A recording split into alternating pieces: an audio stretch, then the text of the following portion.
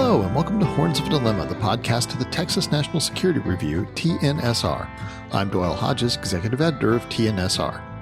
On this episode of Horns of Dilemma, we listen into a discussion hosted at the University of Texas, Austin, between Bobby Chesney, Director of the Strauss Center at the University of Texas, Austin, and Nicole Perlroth, a reporter for the New York Times who covers the digital espionage and cybersecurity beat, and author of the recent book, This Is How They Tell Me the World Ends, The Cyber Weapons Arms Race.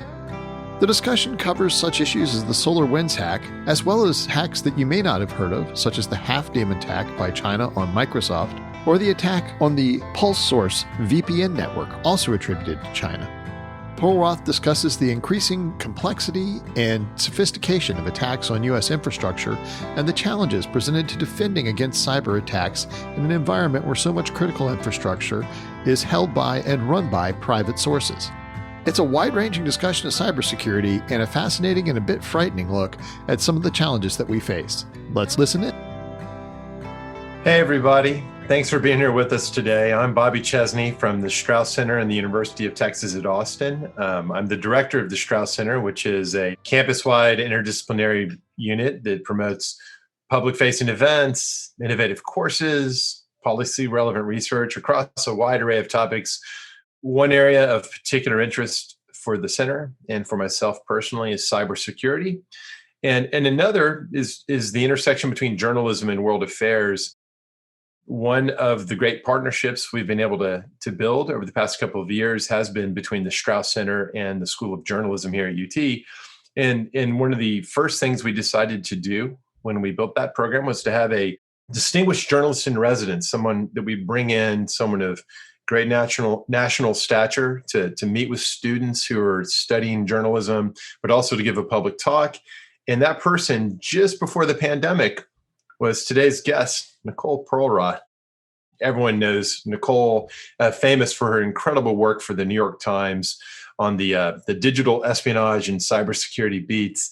And it's fitting that in this day and time when we are, certainly not emerged from the pandemic, but maybe emerging slowly, as a sign of normalcy, we're able to reunite with Nicole. Nicole, I just wish we were able to do this in person so we could properly ply you with all the great food and fun that Austin has to offer. And instead, here we are in another Zoom room. But thanks to all of y'all for joining. It's really great to see so many people turning out. No surprise, given who our guest is. I could belabor the introduction, but you all know Nicole's great work. The latest, greatest development is her incredible book. This Is How They Tell Me the World Ends. So I've got my copy right here, my well-thumbed, well-read copy. Nicole, I think maybe the best way to proceed is to turn it over to you to give your opening talk, and then when you're ready, we'll shift into a little bit of moderated dialogue. But then I really want to encourage the audience to begin using the Zoom webinar Q&A function. As soon as you're ready, you can start piling questions in there, and I will eventually start funneling those through to you, Nicole. But for now, welcome back to Austin. The floor is yours. Thank you, Bobby. Thank you, everyone at the Strauss Center. As Bobby said, that was my last work trip was to Austin, and probably the last time I gave hugs to people who were not my immediate relatives or close friends. So it's good to be back. I'm going to make this very casual. I've been covering cybersecurity and digital espionage at the Times for more than a decade now. And from my perch, nothing was getting better. Everything was getting worse. We were seeing the attacks only get more visceral, more costly, more destructive, more prolific. We were seeing these attacks come from different corners of the globe. We were seeing ransomware attacks escalate from a $200, $300 extortion attempt on your PC to attacks that we're unwinding now at companies like Honeywell, where they're being extorted for tens of millions of dollars and seeing some of their most precious data leaked out online. We're seeing these ransomware attacks at hospitals. We've seen Iran emerge from really a digital backwater when I started covering this beat to one of the most prolific adversaries that U.S. companies and critical infrastructure operators face on the web. We've seen China reemerge as one of the biggest threats to our intellectual property in terms of renewing their attacks on America's intellectual property. We have seen them come back with an aggression that some say they've never seen just in recent weeks with the attack by a Chinese actor that Microsoft calls Hafnium. We are unwinding the SolarWinds attack on federal IT networks. And just in the last few years, we have caught Russia with their hands on the switches at our power plants, breaking into the enterprise networks at Wolf Creek in Kansas. And so from my perch, I just wanted to ask a basic question, which is, why does this keep getting worse? And I could see, and I had covered these attempts to create legislation or regulation that had real teeth that would have mandated that companies that just control our critical infrastructure, because more than 80% of America's critical infrastructure is run by the private sector. Anytime Congress had tried to legislate that those companies meet a bare standard of cybersecurity, those bills were always killed by lobbyists who said they were too onerous or too expensive for the companies. And so I knew that we really had left decisions about cybersecurity to the market. One other thing that makes my position unique is a lot of people who have covered cybersecurity over the years do so from Washington. It became a natural extension of the national security beat. I actually sit in the Bay Area, right in the heart of Silicon Valley. I'm about 10 minutes from Sand Hill Road. I grew up here. And from what I could see, and I used to cover venture capital, the operating thesis was move fast and break things, as Mark Zuckerberg put it. Software is going to eat the world, as Mark Andreessen put it. Keep shipping, get your product to market, whether that's software or hardware or whatever. Get it to market as quickly as possible. Get it there before the competition. Get as much market share as possible, and you will win. And if there are security problems or glitches or new features you need to add, you can figure it out later. But we all know that speed is really the natural enemy of security. And in this startup ecosystem I'm surrounded by here, security is still very much an afterthought. And from an individual level, we've gotten to the point where we just take all of this accessibility for granted now. We just want what we want, when we want it, as quickly as possible, and we want it from our phones. But the incentive model that was always fascinating to me was the incentives for government in cybersecurity.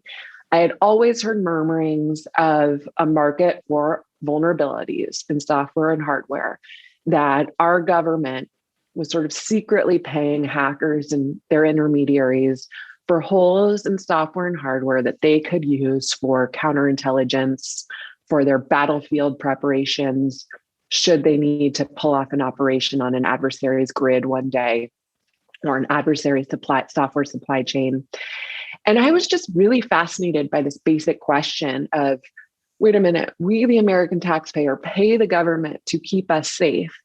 And in the name of national security, we are sacrificing cybersecurity in some cases to preserve our counterintelligence programs, to monitor a terrorist, to monitor Russian diplomats we suspect of being Russian spies, to monitor Chinese officials. And I knew that 3 decades ago, there wasn't so much of a moral hazard baked into that. We were using one set of software, China was using Huawei, Russia was using another. And so when we found a hole in Huawei's hardware or software products, we really didn't feel any need to tell Huawei about it, because for the most part, Americans weren't using Huawei products. Well, 3 decades later, we are, for the most part, all using the same technology. Obviously, Huawei is still a glaring exception, and the US has gone to great lengths to try to convince our allies and American businesses not to use Huawei's products. But for the most part, we're all using the same technology now. We're all using iPhones and Android phones. And whether you know it or not, you're using Microsoft Windows. You might not have a Windows PC, but Windows is now baked into the grid. into your water treatment facility, into your medical records. So when the US government found a hole in that technology, I was fascinated by the moral hazard and the calculus it would have to make to decide whether to tell Apple or Google or Microsoft about that hole, or whether to keep it to preserve its own counterintelligence operations. And so from where I was sitting, I could see that all of these incentive models were really leading us down a road of further vulnerability. At the same time, I could see that attacks were coming, like I said, from very different corners of the globe. We were seeing China escalate its attacks, not just on our intellectual property, but on our infrastructure. We were seeing Russia get far more aggressive with their hacks against Ukraine, turning off the power not once, but twice, launching the NotPetya attack against Ukraine that seeped out and hit FedEx and Pfizer and Merck. We were seeing Iran, like I said, get more aggressive about spying on and poking at our critical infrastructure, like our dams. And we were seeing countries like Saudi Arabia and the United Arab Emirates acquire or recruit former NSA hackers to Abu Dhabi to do some of their own counterintelligence operations and counterterrorism operations. But increasingly, we were seeing Americans and journalists and activists and dissidents get caught up in those dragnets. And in one of the most bizarre examples, I started getting calls from Mexico from people who were nutritionists who had been reading my stories and suspected that they might have some kind of spyware on their phones. And at first, none of these people seemed to have much in common. They didn't seem to be legitimate targets for nation state spyware or nation state attacks. And finally, what I realized they all had in common was they had all at one point publicly advocated for national soda tax in Mexico, where obesity is a huge problem and diabetes is a huge problem. And companies like Coca-Cola still claim major market share. And so I could see that some of these same surveillance tools that are sold in this market, in this what has become really an off-the-shelf commercial market for spyware and surveillance technology, was being used by governments, or more aptly abused by governments, for a number of purposes. And so I wanted to explore this market. I wanted to explore the market for our hardware and software vulnerabilities. I wanted to know what the US position was when it finds these vulnerabilities. I wanted to know if the fact that this technology was becoming more pervasive, that there was more foreign demand for these vulnerabilities, whether that changed the US calculus at all. And I wanted to know whether this was a market that could be contained, or whether there was anyone who was willing to put rules around this market. And what I really found was that in this market for our vulnerability, our cybersecurity vulnerability, governments are not regulators, they are customers, and they have very little incentive to regulate here.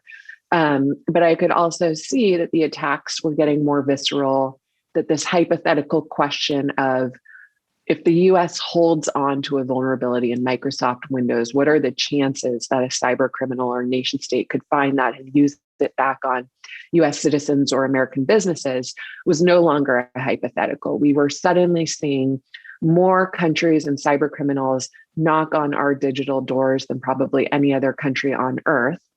And to this day, I believe that the US is still the world's top cyber superpower.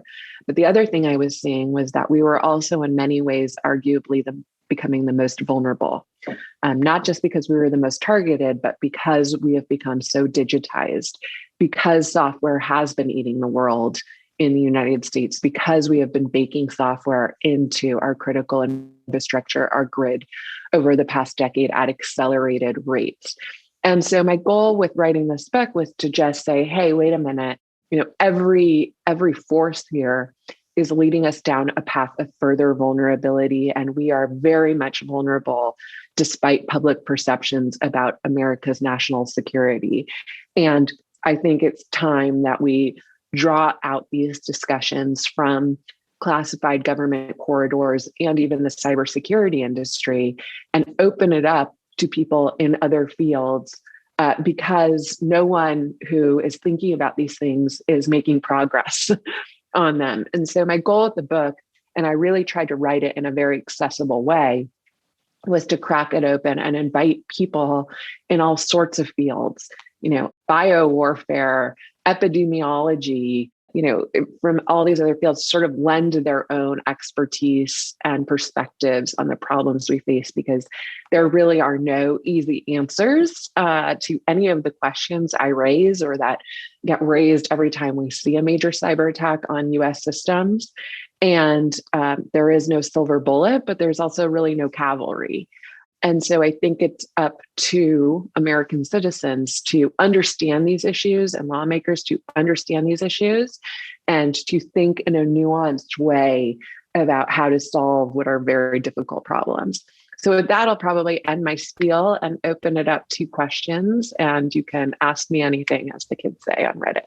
That's awesome. Okay, so we've got a great crowd. There's tons of people on the line and already some questions popping in. Let me encourage everyone again to use the Q&A function to post your questions there. We'll do a little bit of moderated dialogue first, though, and I'm dying to talk with you about SolarWinds, MS Exchange, the executive order, so many things. It's all happening all the time. So to start with SolarWinds, it's interesting because the headlines have been so filled with observations about that particular story. And now the government has taken a pretty interesting, traumatic set of sanctions-related actions in response to it against certain Russian entities. At the same time, it's all happening close in time to an attack attributed not by the US government, but widely thought to have been the responsibility of a Chinese entity acting for the Chinese government, Hafnium, Microsoft calls them, on Microsoft Exchange servers. And that story, though, also really broad in scope, and now a much newer story about the Pulse VPN network, which I know you know all about, which again, potentially very broad scope and impact. In this case, perhaps affecting the defense industrial base. These other stories involving these Chinese espionage operations aren't getting anything like the same amount of attention, and so far at least haven't publicly brought out the same US government reaction. Are they different? Is the SolarWinds story different or getting this different reaction both from the government and the public because just something about, it came first, the name SolarWinds sounds like the next Marvel movie, whereas the other ones sound boring. What's going on here? Well, I think Hafnium is a terrible name for a Chinese nation state threat actor. So maybe that plays into it. And probably a lot of this is that SolarWinds came first. But I think attribution is really important in differentiating these two cases. You have to remember last year, we were all fixated on the election. We were all fixated on the potential for foreign interference. And when SolarWinds was discovered, we only discovered it because FireEye, the nation's premier cybersecurity company, discovered that itself was hacked. So even just the origin story of SolarWinds is fascinating and pulls in so many strands from Microsoft, which we think of as one of the sort of brighter corporations in security these days, and FireEye. So anyway, I think attribution really matters. I think the fact that while we were all focused on the election, a Russian actor pulled off an attack on our federal agencies that got into our nuclear labs, got into Chad Wolf's inbox at DHS while he was assuring us that there was no foreign interference in the 2020 election, that it was just another Tuesday on the internet. It really blindsided us. The other thing here is that, fortunately, and in some ways this is good news, and in other ways it's terrible news, this was the SVR. This wasn't Sandworm, the Russian group that we know has turned off the lights in Ukraine and pulled off NotPetya and decimated data at all sorts of American companies. The SVR is really known for being a traditional espionage unit, quiet prowlers. And that is good news because with the access they had, they could have destroyed data, degraded data, paralyzed federal IT systems. So the attribution really matters. On the other hand, we know the SVR pretty well because they hacked the White House and the State Department in 2014, 2015. And what I remember from covering that attack and speaking to the people who were called in to remediate was that once they caught them in their network, they didn't just scurry off. They had to play hand-to-hand digital combat was the words that some of the officials used. At one point, the SVR actually took over the RSA NetWitness tool. This is the tool that investigators use to search for and unearth more backdoors in their network. The SVR took over it and manipulated it so it would not detect other Russian backdoors in the State Department and White House networks. So this is the adversary we're up against. And the fact that they weren't discovered until 9 months into this operation on so many federal agencies, including our nuclear labs, is terrible, frankly. And also it calls into question all sorts of things about the NSA's capabilities, Cyber Command, the Defend Forward approach that has been talked up by Paul Nakasone and Cyber Command and others, because we missed it. And so I think for all those reasons, it just brings up so many threads on cybersecurity, so many realities we have not wanted to face for a very long time. And it's Russia, and we've been talking about Russia constantly since the 2016 election. The Hafnium operation, from what I can tell, is much more of a traditional Chinese intellectual property theft operation it's the kind that we have seen from China for years over and over again. The only two new things about it was, like I said, the aggression with which they went after these systems. The fact that they sort of somehow got an early warning that Microsoft was going to come out with a patch and went to town on these systems and invited other Chinese groups that we have been tracking for years to have at it on these systems. And also that, like SolarWinds, they staged their attack from inside the United States. And like SolarWinds, it wasn't the NSA or Cyber Command that unearthed this attack. It was Velexity, this little known cybersecurity firm in Washington. So in some ways they're similar, but there were so many things about the SolarWinds attack that was new and novel, that it came in through an American IT company, that that it was the SVR, that they were in our systems for so long, the potential that they could just hand off their access to a sandworm or another agency that is known for more of a destructive kind of cyber attack, all raised major red flags and have sort of left the Biden administration holding this hot potato on cybersecurity and having to address so many questions that other administrations have sort of passed on over the last few years because they are so difficult to solve, particularly in the United States, in a democracy that values privacy and does not want the NSA sitting on business and domestic servers inside the US. How do you handle this? How do you solve for this? And I think both attacks have sort of forced this issue in a way that previous attacks have not. So the Biden administration this past week had issued sanctions against Russia and a variety of Russian entities, and a whole litany of reasons and causes cited there. But SolarWinds was purposefully highlighted as one reason for a subset of the sanctions. It's generated a lot of commentary. I and others have raised the question: when you don't just defend and try to defeat something, but you affirmatively try to impose punishment, you're necessarily implying that there's a normative line, maybe not a legal line, but at least a normative line that's been crossed. You're drawing a red line. But exactly the nature of this red line, that's not so clear. My own theory is a lot like what you just said, which is that Russia's kind of different, primarily because of what the GRU has done, not SVR, but nonetheless, other Russian intelligence agencies, what the Sandworm folks in particular have done, they've kind of crossed a line that's having this spillover effect more broadly. That's perhaps the best way to think about it.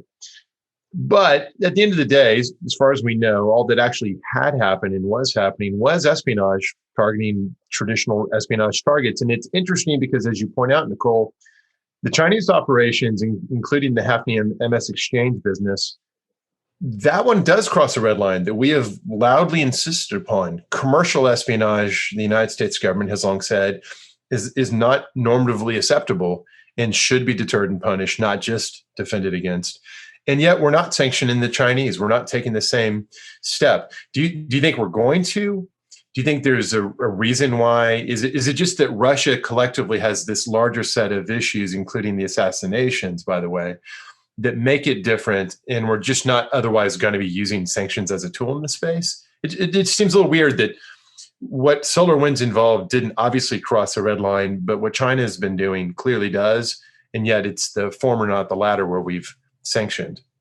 Yeah, I agree with everything you just said, and I agree with your theory, and I agree that China just did cross a red line, especially when you bring it back to the Xi-Obama agreement on ceasing hacking for industrial trade theft, which sort of fell apart during the Trump administration and the trade war.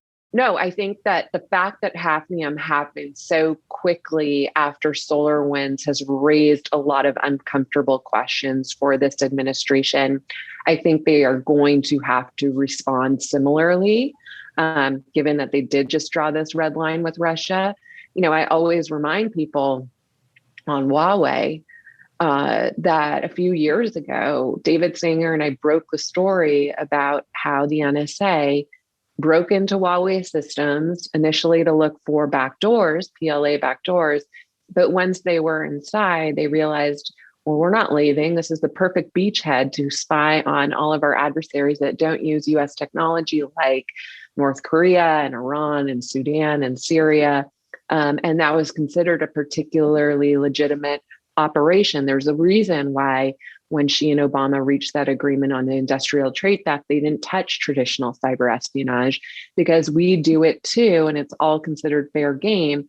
Even when China was hacking into Marriott, I remember interviewing officials about that, and they said, this is an uncomfortable one because technically this is a US company, but our intelligence tells us that they were in there to mine Marriott systems for the travel itineraries of US government officials. So technically, that's still considered fair game. And all of this just highlights how difficult it is to draw any red line in cyberspace, especially when the US has engaged in these operations since your existence. So, I think this is a really tricky one. I don't know how they're going to solve for it.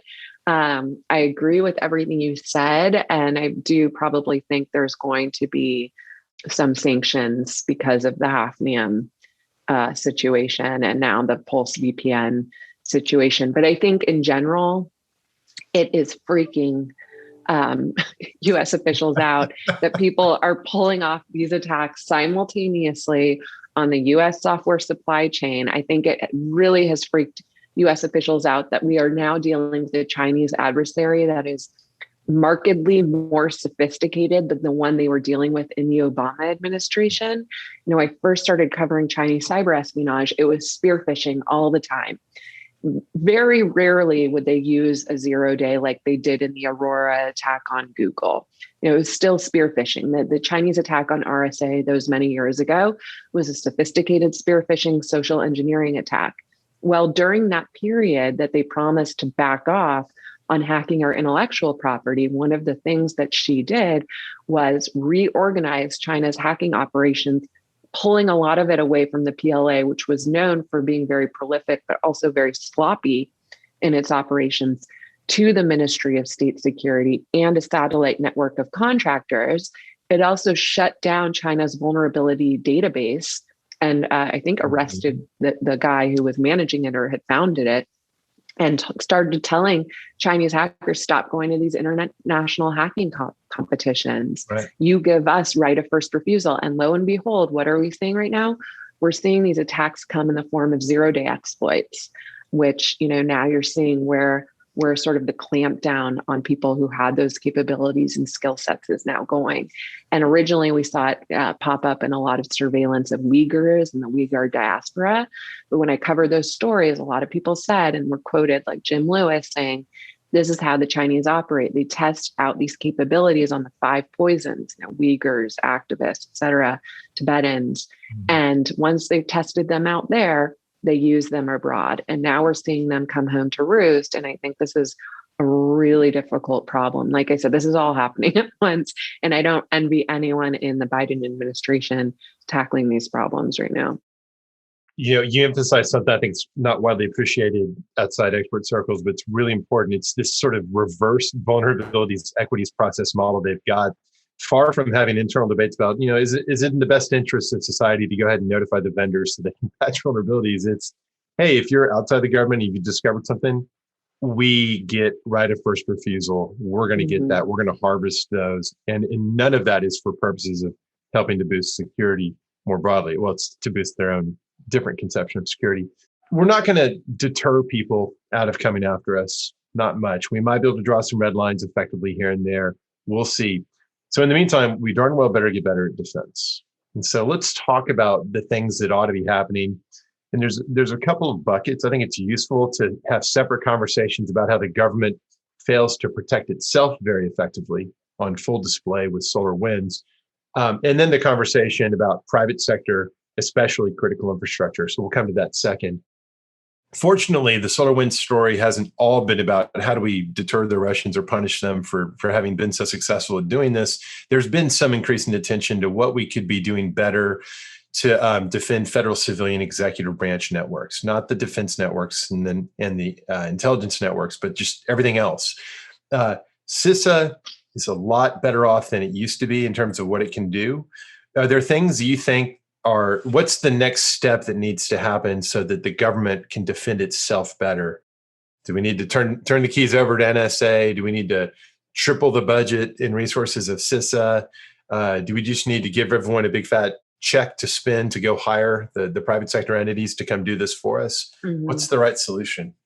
Well, one thing I just want to back up and say, I think is, as a journalist, the most fascinating question I would love to see answered, but I don't think we'll answer it unless we were a fly on the wall in Vladimir Putin's office, which is, did the sanctions, the attention to foreign interference in the 2016 election, the cyber command strikes on the Russian grid that David Singer and I broke in 2017, was that successful at deterring Russia from doing more to interfere in the 2020 election? We know they did a lot on the disinformation social media front, but in the end, they backed off on actually hacking these systems and instead used it as sort of a decoy to go after our federal IT systems.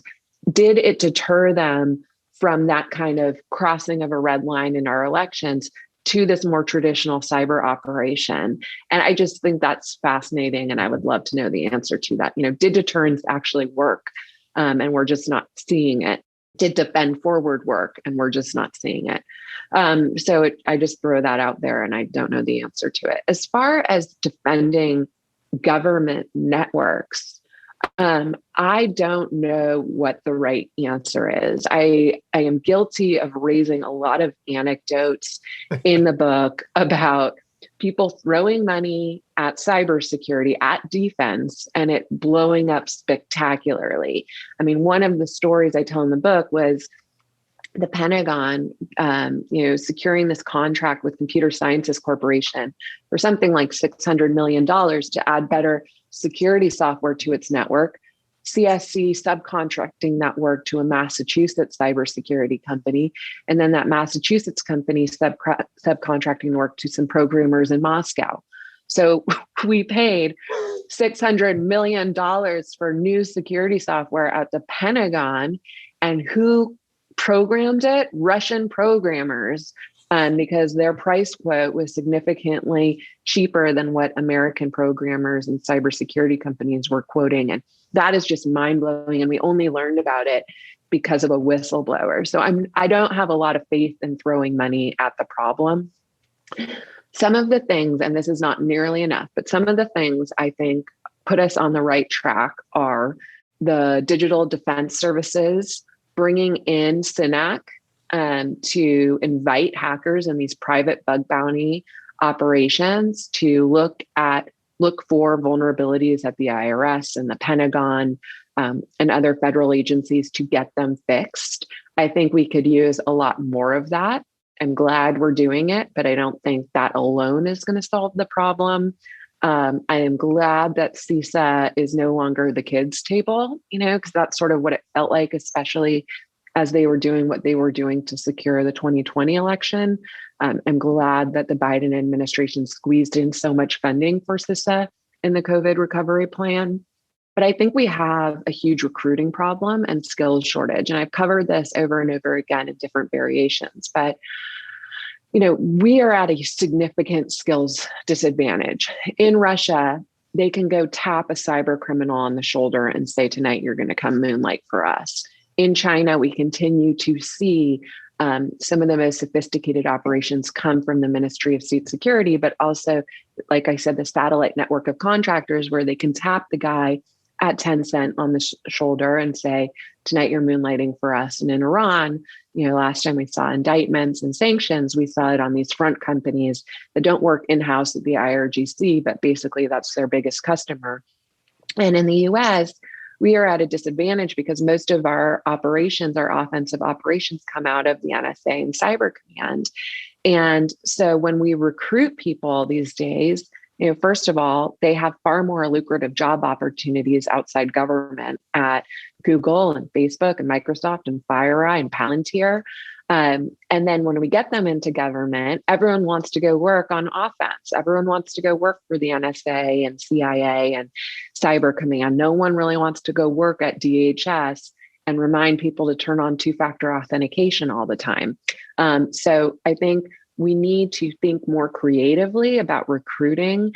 And some of the ideas I toss out in the book are, I think we should consider tours of duty, where we partner up with some of the nation's top technology companies and security companies and say, hey, you're going to supplement government salary here for 2 years. We're going to bring your best people into DHS or CISA just to plug holes in the government systems, and also maybe to even have to work as a systems administrator at one of these federal agencies so you can see what it's like to actually defend these systems. I just think these are sort of the creative approaches that we need to take to what is a very serious problem. And I don't think it's one that we can just throw money at and call it a day.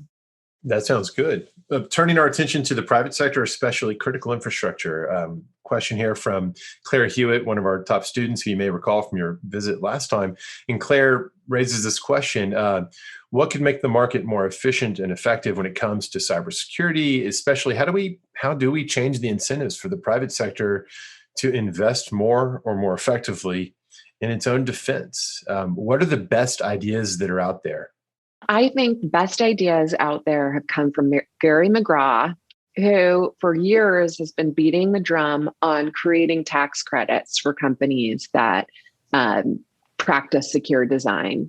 And I think you could even go one step further and say, hey, you private sector critical infrastructure operator, if you subject yourself to a serious pen test, we have a group that's going to come in. It's not a compliance checklist. They're actually going to hack you. And if you fix all of these problems and prove that you have better than A- when it comes to your grade here, we will give you serious tax credits. We will create financial incentives. I think we really have to go that route. I don't think we are going to ever get to a place where we're able to exact penalties on companies like SolarWinds when they use SolarWinds 123 as the password to their software update mechanism. Although if I was king, that's what I would do. I would say, we are going to penalize you if you don't have multi-factor authentication, if you're using outdated software, if your employees are clicking on stupid links and attachments. At this point, I'm so fed up with covering these attacks. I am not beyond suggesting that we exact penalties for companies that have poor security commitments. And it has just been shocking to kind of dig into SolarWinds. I know they're based in Austin, right? So maybe you even know some of them. But it's been shocking to interview former employees, people who were, telling them, unless you have a stronger commitment to your own cybersecurity, this could be calamitous, and they were dismissed, and that they had moved all of their coding and build over to Belarus and overseas, and that none of their customers at the Pentagon or the Department of Energy were aware of any of this. I mean, that is a huge problem that we need to solve for. So I am all about tax credits, incentives, possible penalties, but where I've seen the most progress on this And there was a Symantec study a few years ago where they looked at the ratio of successful attacks on a nation's systems. And the countries that performed really well and that they were able to block attack attempts on their systems were in Scandinavia. And when you look at Scandinavia, what they have that we don't have is a very specific national cybersecurity directive and policy that they update every year to meet the current threat landscape. They create financial incentives for companies that meet the bare standard of cybersecurity. They do have penalties for critical infrastructure operators that don't meet those standards. And they just have a culture of cyber hygiene. You know, it sounds lame, but they do training and awareness for new employees at Scandinavian companies. And it has really improved their cybersecurity status. And I think they're a good template for us because they're very digitized. You know, Nokia is based in Finland, right? And Angry Birds. I mean, it's not like they are a company that's not digitized. Japan is also a useful example because in Japan, they've improved their ratio significantly after putting a very specific national cybersecurity directive in place that mentioned, I think it's the first national policy that mentioned air gapping, you know, that they got that specific to say you have to air gap your crown jewels. You have to segment your crown jewels away from the rest of your network. And they also have financial incentives and penalties for companies that don't meet a bare standard of cybersecurity, especially when they're looking after critical infrastructure. So I think we just need to do more research, unfortunately, but consider those approaches that they're working. Why are we not implementing them here? And I think, you know, we think of PG&E, okay? PG&E is able to basically build up a mini intelligence agency. They're able to implement offensive intrusion detection technologies and do the threat intelligence to monitor well-known nation state adversaries and hire up the best and the brightest.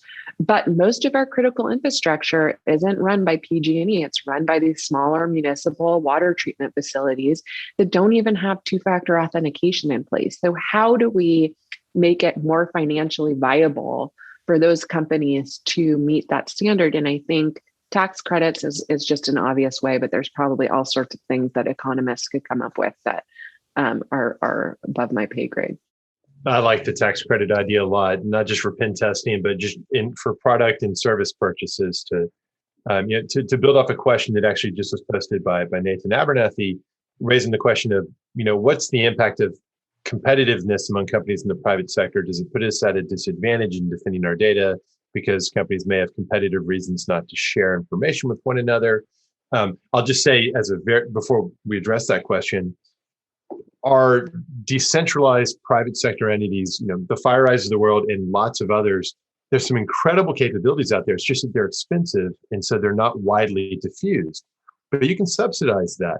And that'll draw more people into that line of work. And by the way, perhaps stimulate even more investment into the best technologies and services. But if we could subsidize at least certain entities to take more advantage of it. And here I'm thinking about how in the OPM fiasco, when you go back and read the postmortems on the initial discovery of how China had broken into OPM systems, the big, you know, oh my God moment, to paraphrase that, is when Cylance is in there basically doing product demos. And they're saying, look, here's sort of what you've got our cheap version of our product.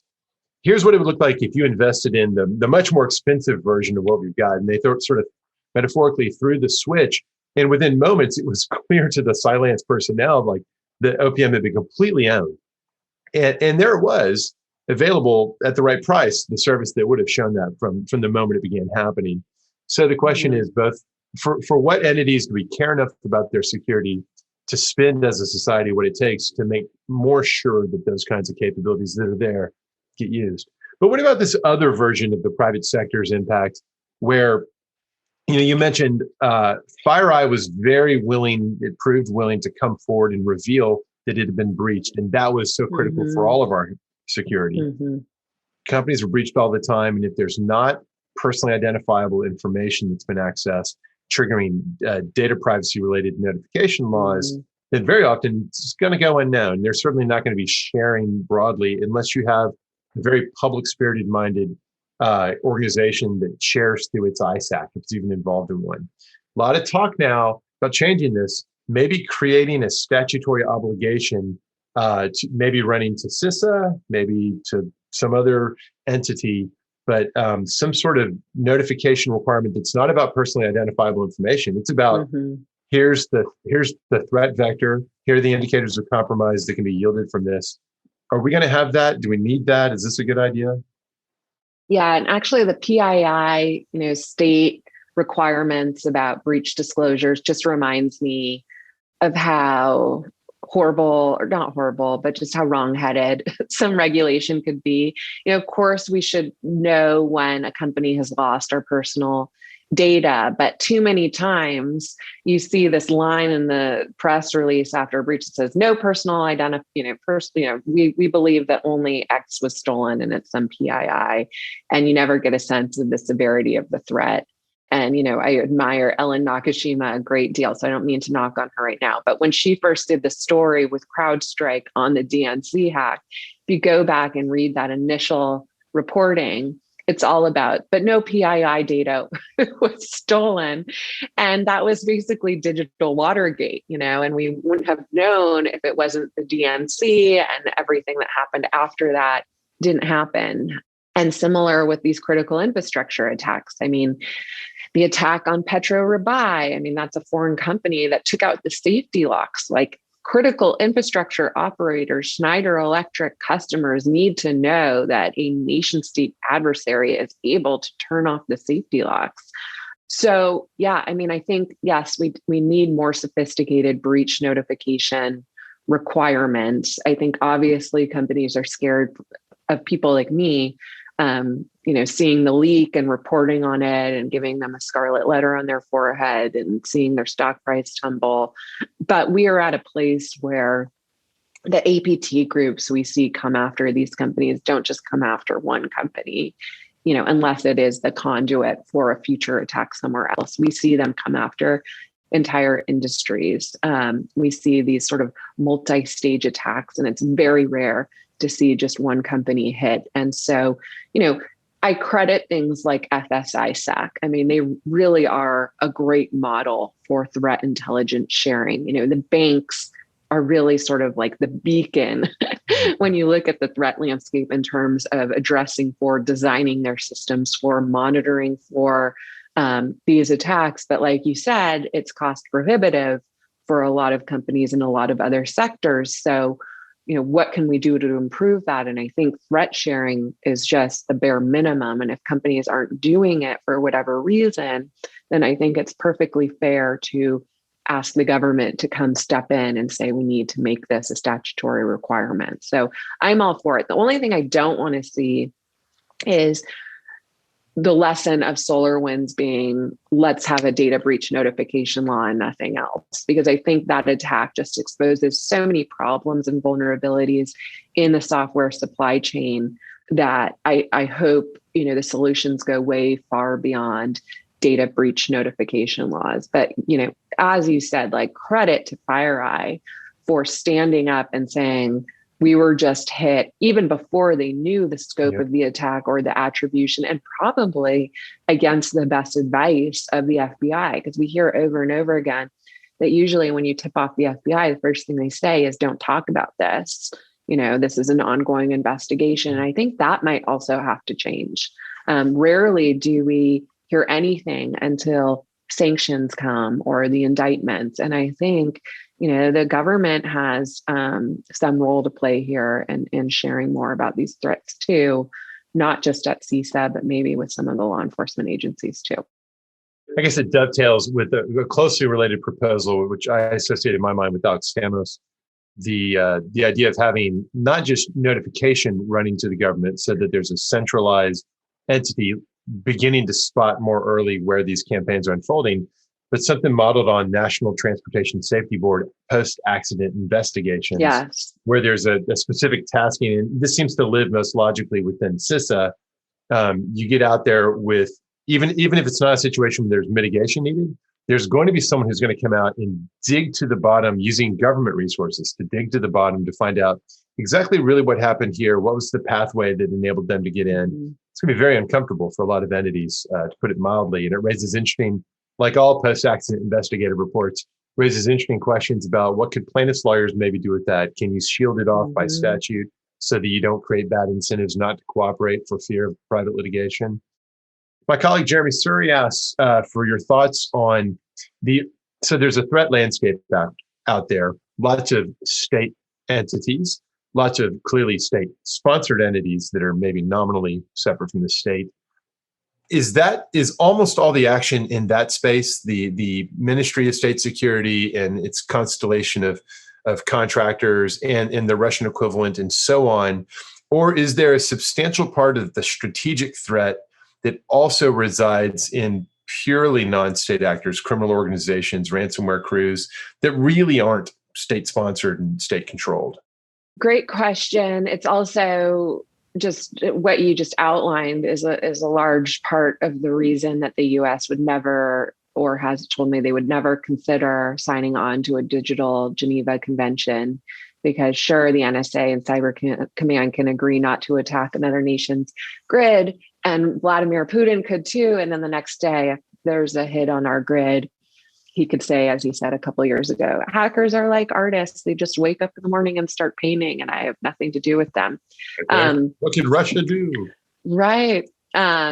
So, it's a real problem. It's a real problem. And it's part of the reason we're in this asymmetrical battlefield that we're in. But a lot of these ransomware attacks that we're seeing hit Honeywell, the Dutch cheese industry I saw the other day, hospitals. It's pure cybercrime as far as I could tell, except with the caveat that none of these people get arrested in Eastern Europe or Russia. And I think a large part of that is that they are seen as a valuable asset for plausible deniability for some of these countries. But, even in Iran, SamSam was one of the most prolific ransomware groups that the U.S. was facing a couple of years ago. And it turned out to be an Iranian for-profit organization. And I'm sure if you dug in, you'd probably see some cross-contamination between some of the people who were in SamSam and some of the people who were pulling off these attacks for the IRGC. But for the most part, we assumed that was a pure for-profit operation. When Yahoo was hit a few years ago, and we saw the postmortem on that, it ultimately came down to 4 Russian dudes, 2 of whom were FSB and 2 of whom were Russian cyber criminals. They allowed the Russian cyber criminals to profit off the sale and theft of personal data and login credentials. But when they found an email account that belonged to a White House staffer, for instance, they passed that off to the FSB. And that's usually how we've seen it work. And so, it just creates a lot of challenges for U.S. law enforcement, for sanctions, for the potential for an international norms treaty on cyber. And I really don't know how you solve for it. You don't often hear people suggest that, well, maybe the U.S. government should do the same thing and start partnering up with American-based, black hat hackers. But what you do hear in our discourse is the idea that maybe we should allow some of the more capable companies, or maybe acting through properly licensed contractors, to hack back. So it's been a little while since hackback has been a prominent topic, but over the years, it kind of comes and goes. The idea that when an incident is unfolding against, say, a well-resourced bank, that private sector victim may be capable of directly defending themselves if they legally felt comfortable going out into another entity's network in what would be violation of the Computer Fraud and Abuse Act. Do you think there's any life to this idea? Are we ever going to see some sort of statutory blessing for basically, privateering as a defensive measure in cyberspace? I think it's a really fun intellectual exercise. I love the idea of hacking back, but I think in practice it all falls apart and it leads to a lot of escalation. I would say one of the best victim stories I've covered in my time at the New York Times was the Russian attempts to interfere with the French election. And when I went and covered that, they were ready. They had planted all sorts of false strategy documents and false emails all over their network and titled them appropriately so that when the Russians came in, when they stole those documents, they said, yeah, everything they're about to publish on us, we created. They're all false flags. So you can't trust anything that they're doing, which I just think is like a totally French approach to the problem. And I loved it. But, that's not really hacking back. That's more of like, maybe I guess the term would be false flags, or, creating some sort of a little bit. So it's not worth, yeah. Right. Like poison the well. So I love that. And, I love the story of hacking back because I sympathize with these companies that are just getting hit constantly and just have to sit there while they see 1,000 blips hit their network every day and are expected to go investigate every single one of them. And why shouldn't they create a real deterrent? But I think, fortunately, I'm not in charge here. And I think the potential for real escalation is too high. And, at some point we have to draw our own red lines. So I know we're close to the end of the time. So let me mention two more really good questions I see here in the log. One is, so you mentioned how Iran has really come a long way over the past 10 years. North Korea's come a long way in recent years. What's the next team to get promoted to the major leagues? Who's the next country that's going to emerge as a significant player that you wouldn't think of that way right now? That's the first one. That's a really good question. And I think we're already seeing it a little bit from the Gulf. I think, I cover this in the book, but the fact that the UAE was recruiting American former NSA hackers to hack Qatar and some of these international organizations like FIFA, and then we're getting Michelle Obama, then First Lady's emails caught in their dragnet, is a real problem. And they've hardly slowed down since. I think the Saudis, I cover this in the book, but one of the leads I wasn't able to follow to its satisfying conclusion was that someone in the US sold a Saudi broker vulnerability or zero-day exploit in WhatsApp that looked eerily similar to the vulnerability that was used in the hack of Jeff Bezos. And so the fact that, that capability came from the US and was used on, someone who heads up Amazon and was in retaliation, you could argue, for some of the Washington Post coverage of the Jamal Khashoggi dismemberment and torture, and, was really retaliation of some kind. And the fact that that came from the Saudis is difficult to address. And then Israel. I can't wait till we get to the bottom of this latest attack on Natanz. Was the Biden administration given advance warning? There's no indication that this was a cyber attack, but I wouldn't be surprised if some kind of cyber capability was used somewhere in this attack. And, that poses a huge threat to American foreign policy towards Iran and probably succeeded somewhat in sabotaging the potential for, rejoining of the JCPOA. And, Israel has shown that its willingness to go rogue sometimes with these cyber operations. So that's just an interesting one to watch. And then during the pandemic, we have seen attacks come from all sorts of countries that we never considered to be in this top, ranking of nation state adversaries. South Korea was caught hacking some of the vaccine research. I forget some of the others that popped up, but it's the point is that every country, I used to say every country with the possible exception of Antarctica is developing their own offensive capabilities. But Jim Lewis the other day added the Vatican is probably not investing in these capabilities. And so I think the whole point is we don't know who the next big guy is, and we don't know what their motivation will be, but it's very likely to be at cross purposes with our own. So isn't it time that we reinvest in defense? Now that all of these countries are searching for acquiring hackers and zero-day exploits and click and shoot tools, isn't it in our best interest to start recalibrating our strategy and our energy away from pure defend forward offense all the time to let's start locking up our systems and let's take a serious look at our software supply chain and the software that gets baked into our critical infrastructure and the holes in our operating systems and ask, can't we create a better way? Can't we create incentives to lock these up? Because these are coming for us. Like I say, and it really took the book for me to come around to being able to confidently say this and to sort of look up from my role at the New York Times at what I've been covering for the last 10 years. But we may very well still be the nation's top cyber superpower, but we are now the most targeted nation state on earth. And we are more digitized than everyone. But that fact that we are the most targeted nation state on earth has not risen to the level of national awareness. We're still just hooking up our smart devices and our smart fridges and moving to autonomous vehicles.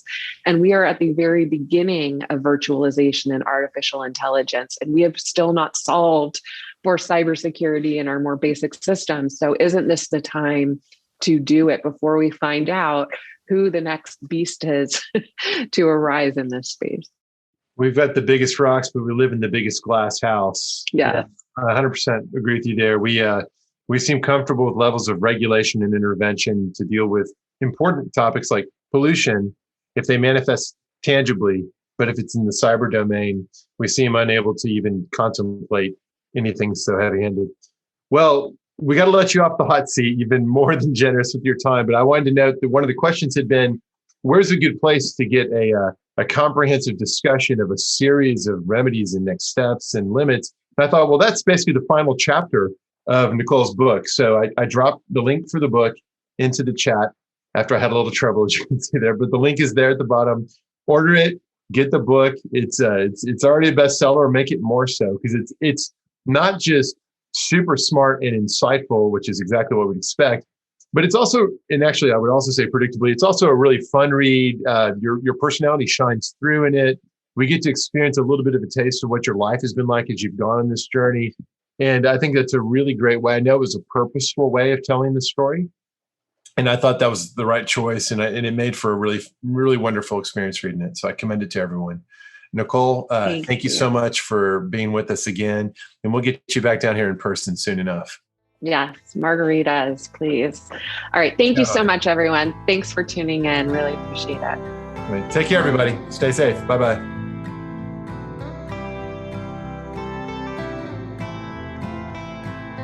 Thank you for listening to this episode of Horns of a Dilemma, and please don't forget to visit our website at tnsr.org.